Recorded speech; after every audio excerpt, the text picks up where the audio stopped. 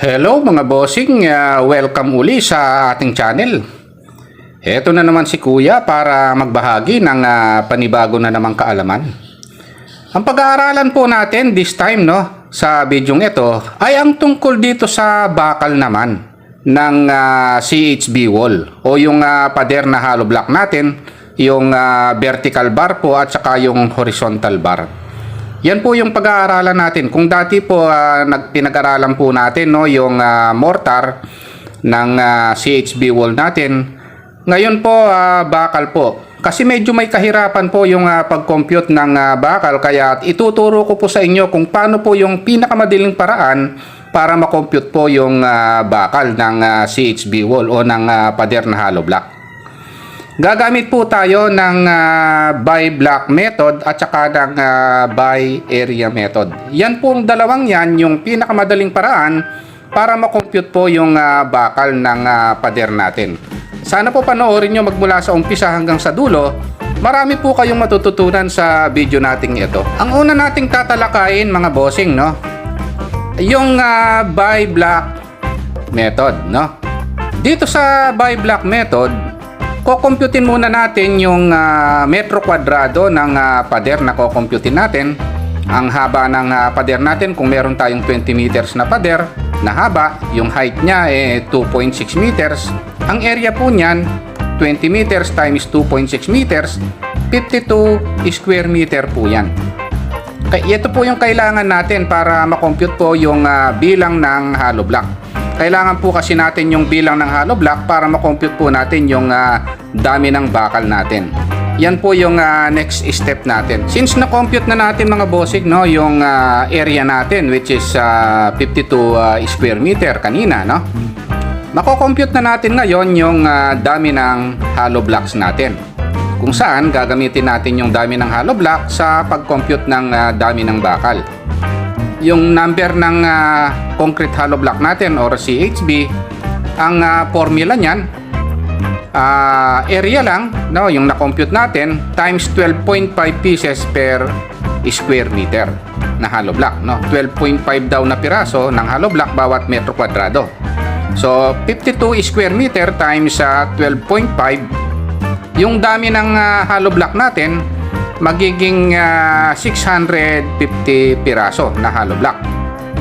Ito na po yung gagamitin natin para madali na pong natin makompute yung dami ng bakal, yung pong horizontal bar at saka yung vertical bar ng CHB wall natin. Okay, punta na po tayo sa next step. Ang next step natin mga bossing, computation na tayo ng dami ng bakal. Siyempre, gagamit tayo ng table, na galing yan kay Max Fajardo.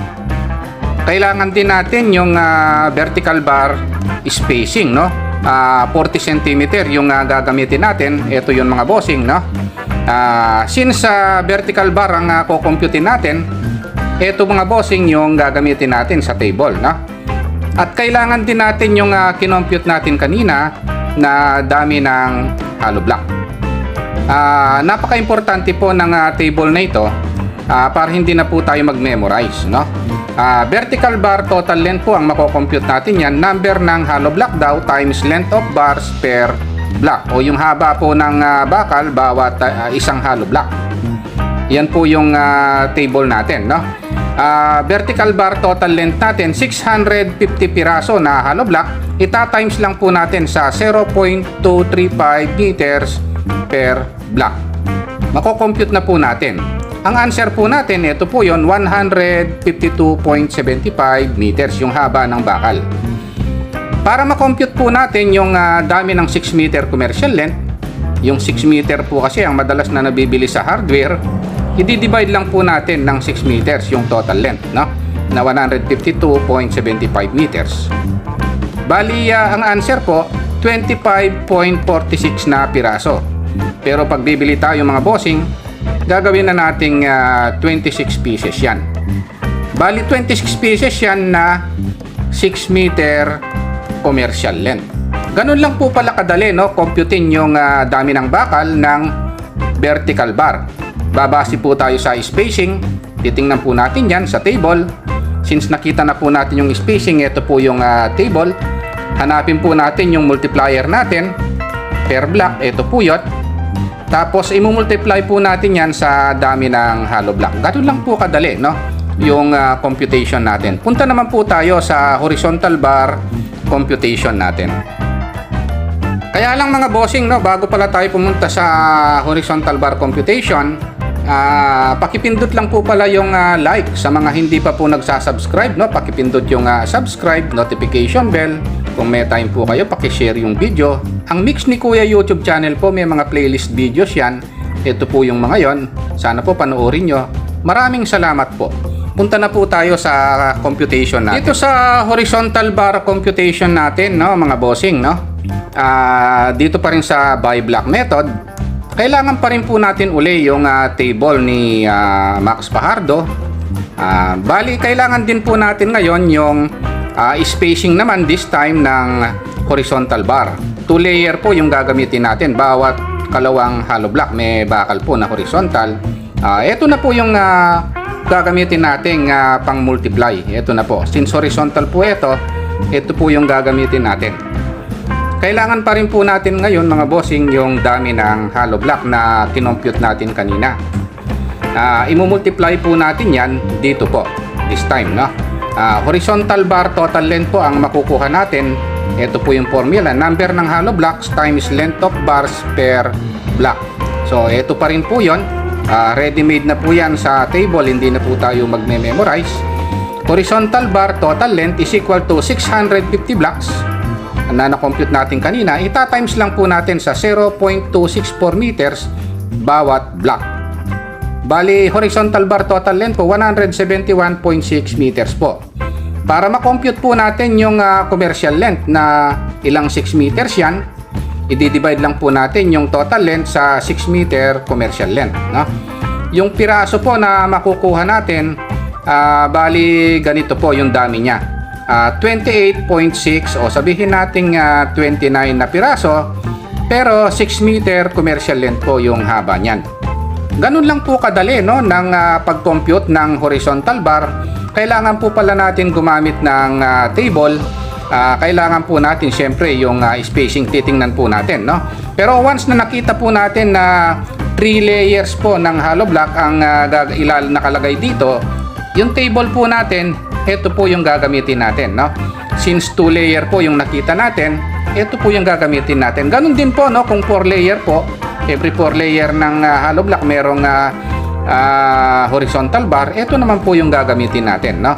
Ganun lang po kadali. Punta naman po tayo ngayon sa computation ng by area method. Dito sa by area method, mga bossing, no, kailangan pa rin natin yung table, no? Kailangan pa rin natin yung area ng hollow block ngayon this time, no?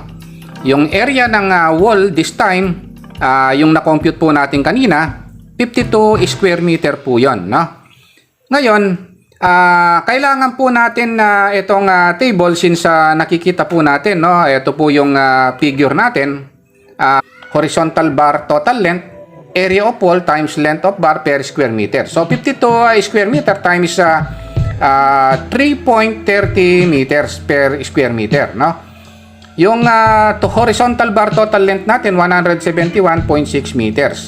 Para ma-compute po yung 6 meter commercial length, i-divide lang po natin yan sa total length, no? Bali 171.6 divided by 6 meters, mako-compute po natin yung piraso ng 6 meter commercial length na nabibili natin sa hardware, no? 28.6, sabihin natin 29 na piraso na. Ayan po yung computation ng horizontal reinforcement o yung horizontal bar ng pader na hollow block natin. Punta naman po tayo sa computation naman ng vertical bar natin.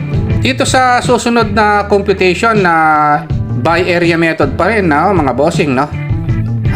This time yung vertical bar naman yung kukumputin natin, no? Kailangan pa rin natin, mga bossing, yung area ng wall.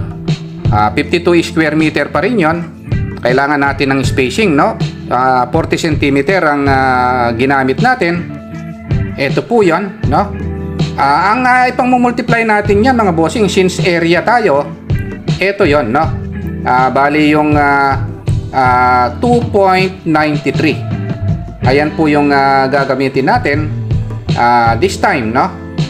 Since vertical yung kukumputin natin, vertical bar total length is equal to yung formula niya, area of wall times length of bar per square meter. Yung haba daw ng bakal bawat metro kwadrado. Yung vertical bar total length is equal to 52 square meter times natin sa 2.93 meters bawat metro kwadrado. Ito po yun, no?